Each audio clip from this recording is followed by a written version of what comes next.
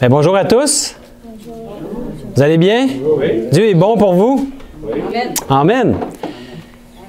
Mais aujourd'hui, nous allons voir une méditation et le titre est « Est-ce que le Saint-Esprit est l'Esprit du Père ou du Fils? » Donc, je propose une réflexion sur l'identité du Saint-Esprit. Nous n'allons pas parler aujourd'hui de la nature du Saint-Esprit parce que la Bible ne nous révèle pas la nature du Saint-Esprit. Mais est-ce qu'elle nous révèle des choses sur son identité? Oui, certainement. Donc, on va voir ce que la Bible nous révèle sur l'identité du Saint-Esprit. Je vous avouerai que quand j'ai commencé à étudier la vérité à propos du Père et du Fils, ma femme peut en témoigner, j'étais, elle dit fatigant, torturé, je dirais, par rapport à cette idée-là de est-ce que c'est l'Esprit du Père ou l'Esprit du Fils? Puis j'avais de la difficulté à saisir. Et j'avais compris qu'il ne s'agissait pas d'une troisième personne qui serait Dieu, le Saint-Esprit. J'avais compris ça. Parce que ce concept-là, de toute façon, ne se trouve pas dans la Bible. Hein? On ne voit pas ça dans la Bible, Dieu, le Saint-Esprit. Mais était-ce l'Esprit du Père ou l'Esprit du Fils? Et donc, j'aimerais ça vous proposer mes réflexions, en fait, ce que la Bible va nous aider à réfléchir sur le sujet.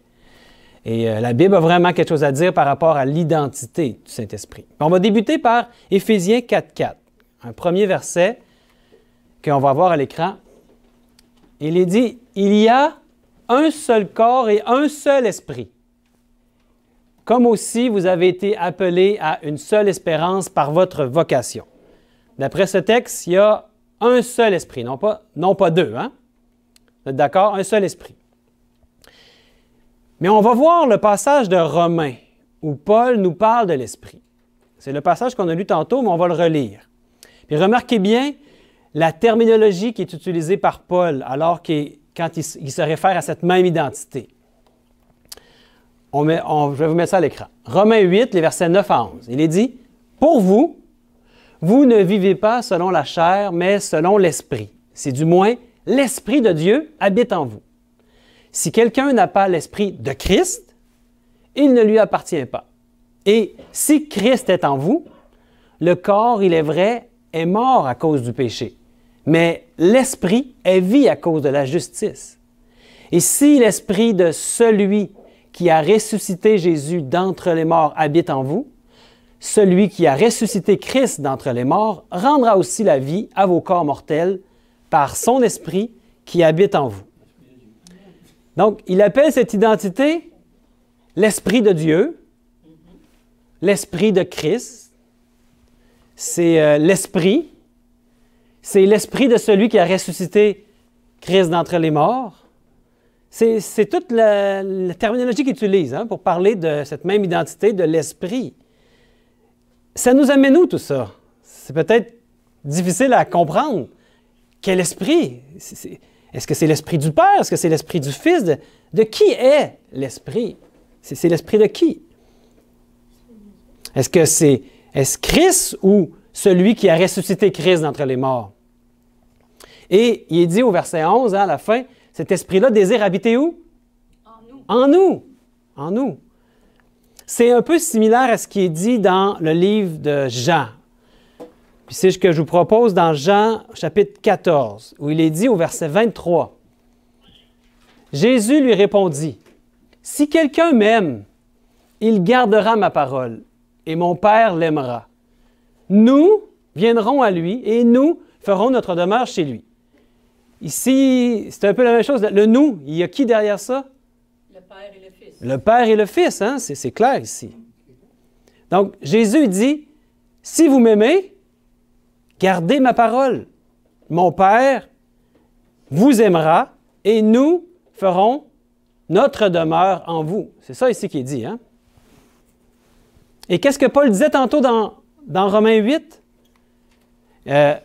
On voyait le verset 10, hein? « Si Christ est en vous, l'Esprit de celui qui a ressuscité Christ d'entre les morts en vous, son Esprit qui habite en vous, Christ en vous et celui qui a ressuscité Jésus habite en vous. » Mais dans Éphésiens, on avait vu tantôt, hein, au début dans Éphésiens 4.4, qu'il y avait un seul esprit. Est-ce le Père ou le Fils? Donc, pour bien répondre à cette question, parce que c'est ça la question qu'on se pose aujourd'hui, bien, on doit garder deux faits en tête. Deux choses importantes qui sont enseignées dans la Bible. Première chose à garder en tête, c'est que absolument tout vient du Père. Vous avez déjà vu ça dans la Bible? Que tout nous vient du Père. Il est la source de tout. Tout vient ou procède de lui, n'est-ce pas? Est-ce qu'on peut voir un verset dans la Bible? En 1 Corinthiens 8, au verset 6. Néanmoins, pour nous, il n'y a qu'un seul Dieu, le Père, de qui viennent toutes choses, et pour qui nous sommes, et un seul Seigneur, Jésus-Christ, par qui sont toutes choses et par qui nous sommes. Tout nous vient, toutes choses viennent du Père, n'est-ce pas? Tout vient ou procède de Dieu le Père, incluant la vie de son Fils. Est-ce qu'on peut voir ça dans la Bible? Dans Jean 5, 26, il est dit « Car comme le Père a la vie en lui-même, ainsi il a donné au Fils d'avoir la vie en lui-même. » Donc, il lui a donné au Fils d'avoir la vie en lui-même. De quelle manière il a donné? Quand il a engendré son Fils, il lui a donné la vie. C'est à ce moment-là qu'il a reçu la vie de son Père, n'est-ce pas? Donc, tout vient du Père, incluant la vie de Jésus lui-même. On n'est pas en train ici de diminuer Jésus, hein? Parce qu'il a la même nature que son Père, la nature divine. Et on sait que le Père et le Fils ont tout créé ensemble. C'est notre Créateur. Puis, dans Jean 15, 26, Jésus nous parle du Consolateur. Et remarquez bien de qui il vient. Dans Jean 15, verset 26. Remarquez bien de qui il vient. Quand sera venu le Consolateur, que je vous enverrai de la part du Père. C'est Jésus qui parle, hein? L'Esprit de vérité qui vient du Père, il rendra témoignage de moi. Amen, oui. Donc, de qui vient le Consolateur? De Dieu. Du Père. Oui, de Dieu le Père. Donc, la première chose que nous devons garder en tête pour comprendre pourquoi Paul échange la terminologie sur l'Esprit entre le Père et le Fils, qu'on a vu dans Romains 8, qu'on essaie de comprendre aujourd'hui, c'est quoi? C'est que le Père est la source de toutes choses. Tout vient ou procède du Père. Le Consolateur vient du Père. La vie du Fils vient du Père. Tout vient du Père. C'est ce que la Bible nous révèle, n'est-ce pas? On avance ensemble, vous êtes avec moi? Donc, c'est le premier point bien important à garder en tête, garder en l'esprit. Puis on va y revenir. Donc, tout vient du Père. Cela nous amène au deuxième point, qui est que Jésus est le seul chemin vers le Père. Jésus est le seul chemin ou accès vers le Père. En fait, il est notre médiateur, notre grand prêtre, notre consolateur. Puis on va le voir. Alors, la fondation du plan du salut, l'essence du salut est que nous soyons réunis ou réconciliés avec Dieu le Père, n'est-ce pas? C'est la raison d'être du plan du salut. Parce que le péché nous avait séparés de Dieu. Le plan du salut est de nous réconcilier avec Dieu selon ce que nous dit la Bible. Il est aussi dit que notre corps est le temple du Saint-Esprit. On voit ça dans 1 Corinthiens 3,16. Notre corps est un temple dans lequel Dieu veut demeurer. Donc, gardons en tête que la seule façon que Dieu peut être avec nous et en nous est au travers de son Fils, Jésus-Christ. Amen. C'est le deuxième point. Donc, la seule manière que le Père pouvait être avec l'humanité, la seule manière que le Père pouvait demeurer dans l'humanité, la seule manière que le Père pouvait sauver l'humanité est par Jésus-Christ. Amen. Remarquez ce que Paul dit maintenant dans 2 Corinthiens, au chapitre 5, les versets 18 et 19. « Et tout cela vient de Dieu, qui nous a réconciliés avec lui par Christ, et qui nous a donné le ministère de la réconciliation. Car Dieu était en Christ, très important, réconciliant le monde avec lui-même, en n'imputant point aux hommes leurs offenses, et il a mis en nous la parole de la réconciliation. Amen. L'Esprit de Dieu est en Christ aussi. Amen, amen. Oui, l'Esprit de Dieu est en Christ aussi. Dieu demeure parmi nous et il nous réconcilie avec lui-même par et au travers de son Fils Jésus-Christ. Amen. Christ est le seul chemin. Est le seul chemin pour que Dieu le Père, pour qu'il puisse venir à l'humanité et demeurer dans l'humanité. Le seul chemin pour qu'il puisse venir à nous, les humains, c'est par son Fils. La seule façon pour Dieu de demeurer en nous est à travers de son Fils Jésus.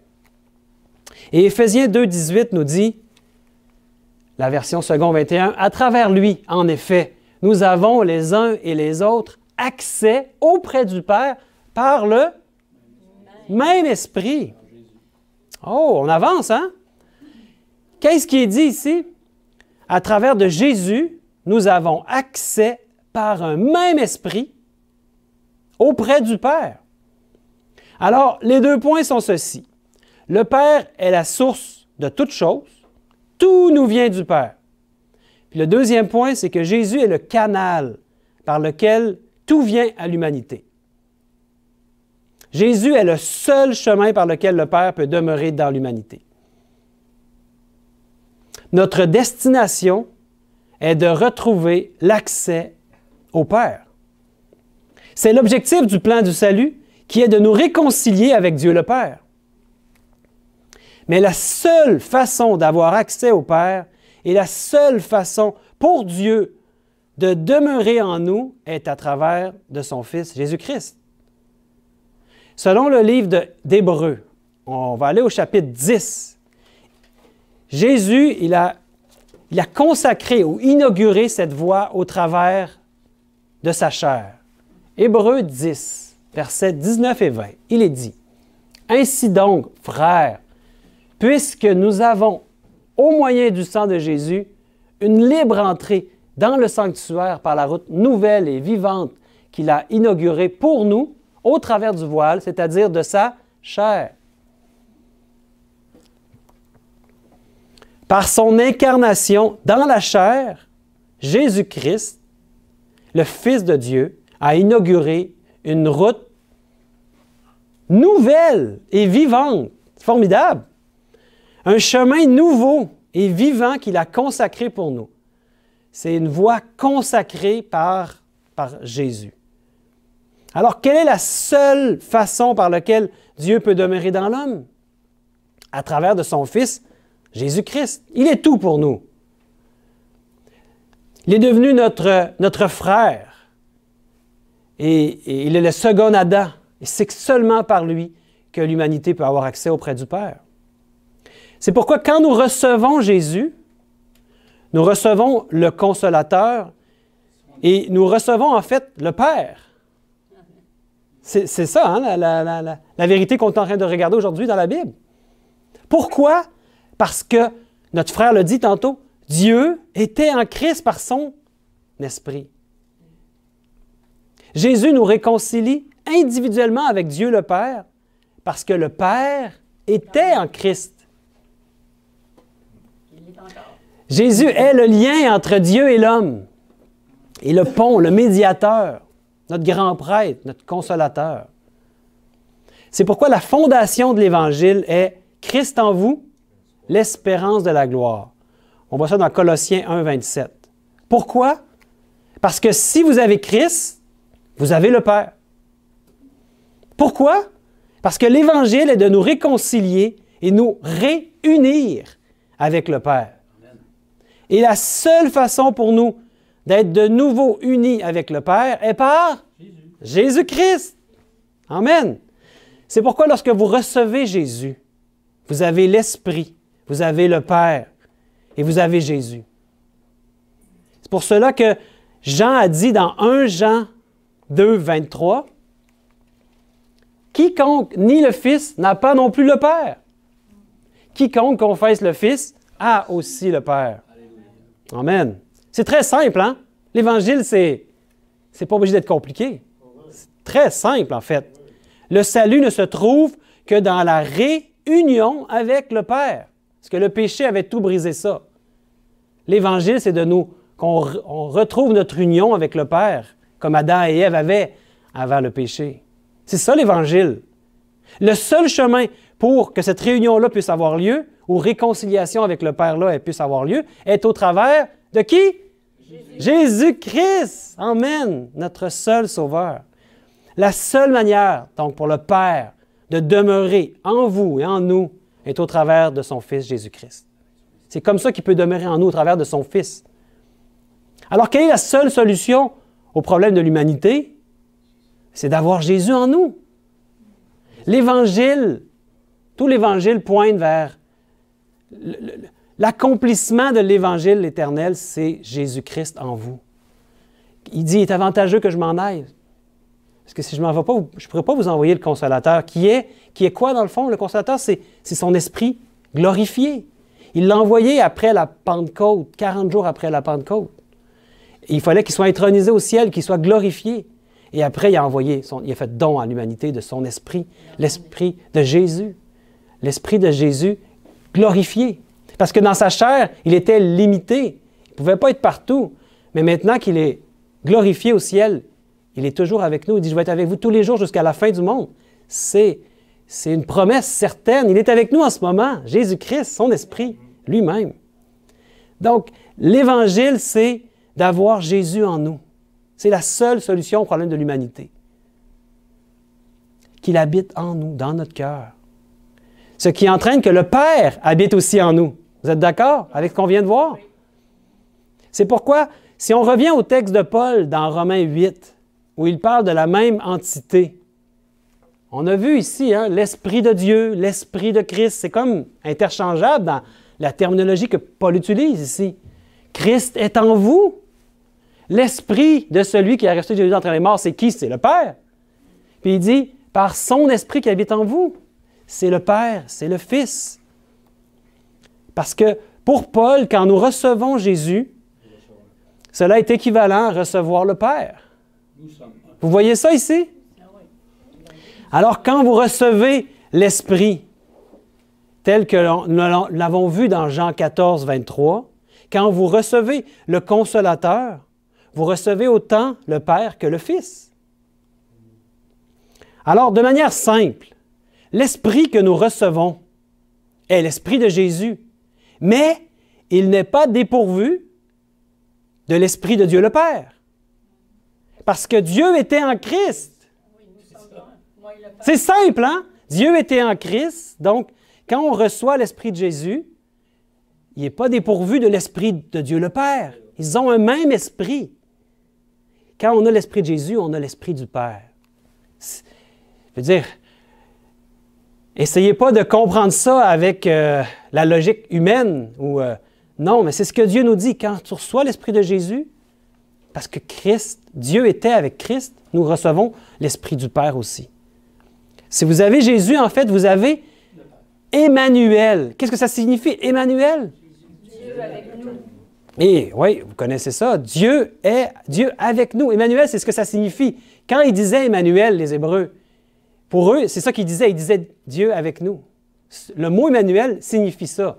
Et pour eux, c'était clair, Dieu avec nous.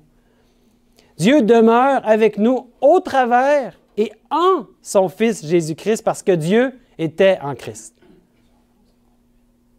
Et qu'est-ce qu'il dit dans Jean 17? C'est Jésus qui parle ici. C'est une prière que Jésus fait avant de s'en aller. Il dit, « Ce n'est pas pour eux seulement que je prie, mais encore pour ceux qui croiront en moi par leur parole, afin que tous soient un. » Il prie pour que nous, on puisse être un, les chrétiens. « Comme toi, Père, tu es en moi, et que moi, je suis en toi, afin qu'eux aussi soient un en nous. » Pour que le monde croie que tu m'as envoyé. Donc, notre unité aide les gens à croire qu'il l'a envoyé. Cette même unité-là qu'il y a entre le Père et le Fils, il veut que nous soyons unis comme ça avec son Fils. Et si on est unis avec son Fils et entre nous, Nous sommes unis au Père. C'est une merveilleuse unité. Je leur ai donné la gloire que tu m'as donnée, afin qu'ils soient un, comme nous sommes un. Moi en eux et toi en moi, afin qu'ils soient parfaitement un, et que le monde connaisse que tu m'as envoyé, et que tu les as aimés comme tu m'as aimé. Un en nous. Qui fait partie du nous? Ben, c'est le Père et le Fils, hein? Dans le nous ici. Nous sommes unis avec le Père par le Fils. Il est notre seul médiateur entre nous et le Père. Est-ce qu'on voit ça dans la Bible qui est le seul médiateur? Parce qu'il y en a qui en mettent un troisième, un autre médiateur qu'on aurait besoin entre Dieu et le Père. Jésus serait comme retourné au ciel et maintenant on aurait besoin d'un autre médiateur. Est-ce qu'il y en a un autre? Est-ce que la Bible nous dit qu'il y en a un autre? Dans 1 Timothée 2,5, il dit « Car il y a un seul Dieu, le Père, et aussi un seul médiateur entre Dieu et les hommes. » C'est qui? Jésus-Christ, homme. Jésus-Christ, homme. Ne laissez personne mettre quelqu'un d'autre entre vous et le Père. Ça serait contre l'Évangile. Même un enfant comprend ça. Oui, c'est très simple, l'Évangile. Très simple. Sans Jésus, nous sommes morts. Avec Jésus, nous sommes nés de nouveau. Paul disait, « Ce n'est plus moi qui vis, mais c'est Christ qui vit en moi. » Je savais, c'est mon verset préféré, je le dis presque à chaque prédication. Dans Galates 2, verset 20. Quelle est la seule manière pour Christ de vivre en nous? Par son esprit.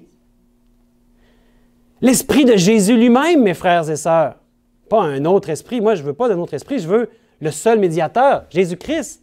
C'est Jésus-Christ glorifié maintenant qui vient en nous, qui dit, « Je ne vous laisserai pas orphelin. Je vais être avec vous tous les jours jusqu'à la fin du monde. » Croyons vraiment ce que la Bible nous dit. La Bible nous dit que c'est Jésus. Pourquoi j'en mettrais un autre? C'est lui qui est marché sur cette terre. C'est lui qui a eu la victoire sur tous les péchés.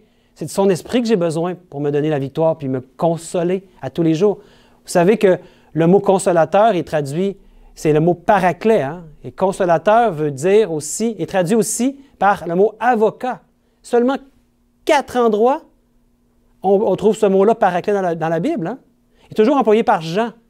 Et dans 1 Jean, il dit c'est qui le paraclet ou l'avocat? Il dit c'est Jésus-Christ. Il est notre avocat. Et quand il utilise le mot paraclet dans le livre de Jean, comme on a vu dans Jean 14 tantôt, il parle du consolateur, le paraclet, bien, c'est aussi de lui dont il s'agit. Il est notre avocat. Il est notre paraclet, notre défenseur, notre consolateur. Il dit, je ne vais pas vous laisser orphelin, c'est moi qui vais venir vous consoler par mon esprit. Mon esprit, l'esprit de Jésus lui-même, ayons aucun doute là-dessus. L'esprit, dans la Bible, en grec, c'est pneuma. Ça se traduit aussi par souffle ou vent. Souffle, hein? Donc, des fois, il est traduit par souffle, des fois, il est traduit par esprit. C'est des synonymes dans la Bible. Ça nous aide à comprendre c'est quoi l'esprit, hein? C'est le principe vital par lequel le corps est animé. C'est la vie de Jésus, notre Créateur. C'est la vie que Jésus, notre Créateur, a soufflé dans les narines d'Adam. Parce que Jésus était là quand il y a eu la création. Il était avec son Père. C'est Jésus qui a été celui qui a été le concepteur, l'architecte qui était avec son Père. Et quand il a façonné Adam, qu'est-ce qu'il a fait? Il a soufflé dans ses narines. Il a soufflé, dans le fond, son esprit. C'est une manière de parler de sa vie. Il a donné la vie à Adam. Donc, le souffle, c'est la vie. L'esprit, c'est la vie. Quand quelqu'un n'a plus la vie, on dit quoi? On dit qu'il rend l'esprit. L'esprit, c'est la vie. C'est ce que la Bible nous dit. On va voir un exemple de ça dans Ézéchiel 37, au verset 10. « Je prophétisai selon l'ordre qu'il m'avait donné, et l'esprit entra en eux, et ils reprirent vie. Et ils se tinrent sur leurs pieds, et c'était une armée nombreuse, très nombreuse. » C'est une image que Dieu a donnée à Ézéchiel ici, comme une vision qu'il a eue d'une armée nombreuse. Et ça nous aide à comprendre le lien entre l'esprit et la vie. L'esprit, c'est la vie. Sans la vie de Jésus en nous, nous sommes comme morts. Oui, vous pouvez être vivant là, dans la chair, mais vous êtes comme mort si vous n'avez pas l'Esprit de Jésus en vous. Donc, c'est quoi la nouvelle naissance qu'on parle beaucoup? Mais c'est de marcher selon l'Esprit. C'est la vie de Christ en nous. Sa vie est son Esprit en nous. Voilà la seule manière de naître de nouveau. Il y a encore dans Ézéchiel un très beau texte. Ça dit, « Je vous donnerai un cœur nouveau et je mettrai en vous quoi? » Un esprit nouveau, formidable. « J'ôterai de votre corps le cœur de pierre et je vous donnerai un cœur de chair. Je mettrai mon esprit en vous. » L'esprit de qui? Mais c'est l'esprit du Père, mais qui va mettre l'esprit de son Fils en nous. Et je ferai en sorte que vous suiviez mes ordonnances, et que vous observiez et pratiquiez mes lois. Il va faire en sorte, ça veut dire quoi? Il va le faire. C'est lui qui va le faire en nous. Vous habiterez le pays que j'ai donné à vos pères. Vous serez mon peuple et je serai votre Dieu. C'est la réconciliation avec Dieu. Il veut être notre Dieu, c'est ce qu'il a toujours voulu. Le péché est venu nous séparer d'avec Dieu. Mais ce qu'il a toujours voulu, c'est qu'on soit son peuple et qu'il soit notre Dieu, qu'on puisse retrouver cette union-là avec lui, la réconciliation avec Dieu. Amen! Donc, quel est cet esprit nouveau qu'il met en nous? Un esprit nouveau? Ben, c'est l'esprit de son Fils Jésus. L'esprit de Jésus victorieux et glorifié. Comme on l'a dit tantôt, les Hébreux, c'était quelque chose à venir, ça. Oui, Jésus était là avec son Père et il parlait aux Hébreux. Mais il prophétisait quelque chose d'encore plus merveilleux qui allait arriver. Il fallait que pour ça, Jésus donne sa vie, meurt, et il dit, ce qui est formidable dans le fond, c'est que toute la vie de Jésus et tout l'Évangile, c'est pour qu'il puisse justement mettre en nous un esprit nouveau. C'est pour qu'il puisse nous envoyer le Consolateur, son esprit sur nous. Et ça, c'est quelque chose qui, à la fin des temps, après que Jésus soit venu, est encore plus formidable parce que nous avons maintenant accès à cet esprit nouveau-là qui est un esprit de victoire. Parce que Jésus est venu sur cette terre. Et maintenant, son esprit a été glorifié. C'est cet esprit-là qui nous a fait don à nous, la race humaine. C'est un esprit de vie. Laissons-le mettre en nous cet esprit nouveau qui nous permet de recevoir la nouvelle naissance. Le vieil homme est mort et c'est maintenant Jésus qui vit en nous. Amen. C'est comme un fleuve d'eau de la vie. On va terminer par un dernier texte qui est vraiment très beau, qui nous parle de ce fleuve d'eau de la vie. Vous savez où on le trouve? Oui, dans l'Apocalypse, au chapitre 22, au verset 1. « Et il me montra un fleuve d'eau de la vie, limpide comme du cristal, qui sortait de où? Du trône de Dieu et de l'agneau. » Il sort du trône de Dieu et de l'agneau, de deux entités, le Père et le Fils. La vie, c'est l'Esprit. Donc la vie ou l'Esprit de Dieu vient du trône de Dieu et de l'agneau. Lorsque nous avons l'Esprit Saint, mes frères et sœurs, nous avons réellement l'Esprit du Père et du Fils en nous. Le Père veut habiter dans nos cœurs par l'union que nous avons avec l'Esprit de Jésus lui-même. C'est comme ça qu'il peut habiter dans notre cœur, le Père. Que Dieu nous protège et qu'il nous garde pour toujours avec lui-même par son Esprit. Unis avec le Père et son Fils, Jésus-Christ, notre seul Sauveur. Amen. Amen.